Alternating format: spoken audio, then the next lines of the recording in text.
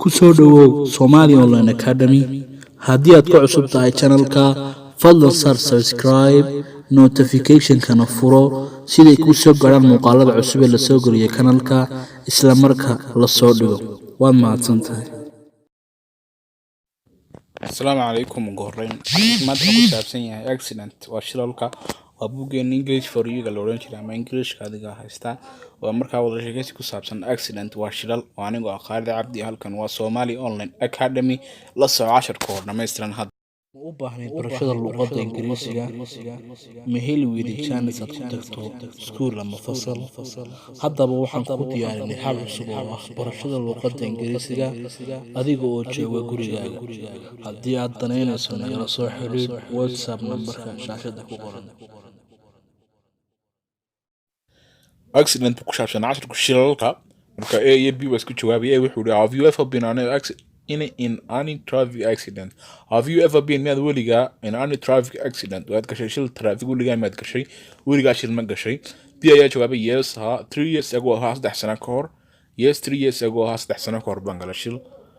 B ayaa jawaabay marka su'aal baa la weydiiyay what happened maxaa kugu dhacay marka aad gashay shilka what happened maxaa kugu dhacay I was hit waxaan ku dhuftay car gaadhaan ku dhuftay buu yiri while crossing the road markaan wadada ka talaabay anoo wadada ka talaabay gaadhi ku dhuftay I was hit waxaan ku dhuftay by car gaadhigaan ku dhuftay while crossing the road markaan ka talaabay wadada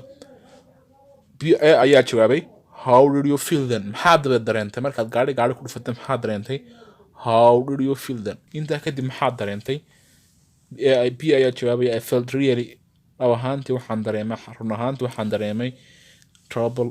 si aan fiicnayn because of my injuries waxaana ka u sababaha dhaawacyadayda ayaa jawaabay who was involved in kuma ayaa ku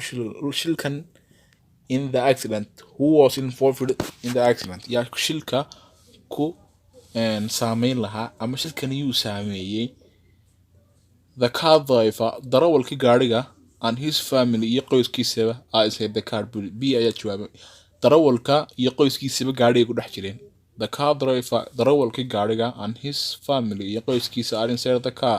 gaadhiga ayay ku dhex jireen ayaa su'aal kala weydiiyay markaa wuxuu did you need a lawyer miyaad u baahatay ama qof ku dooda miyaad u baahatay B ayaa jawaabay didn't call ma qaraacin a lawyer ma qaraacin ayaa su'aal kala weydiiyay did you report the issue arrinkan miyaad report garaysay amba miyaad wax uga gudbisay booliiska did you report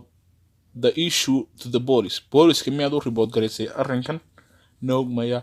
we didn't want umaan baahnayn to report inaan helno the police kan inuu helno amba inuu policeku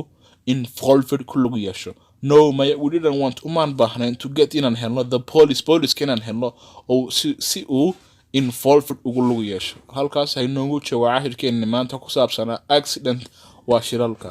so assalamu alaykum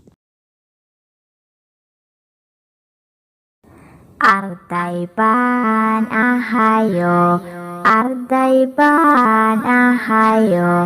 oo waxii wadankan ahayo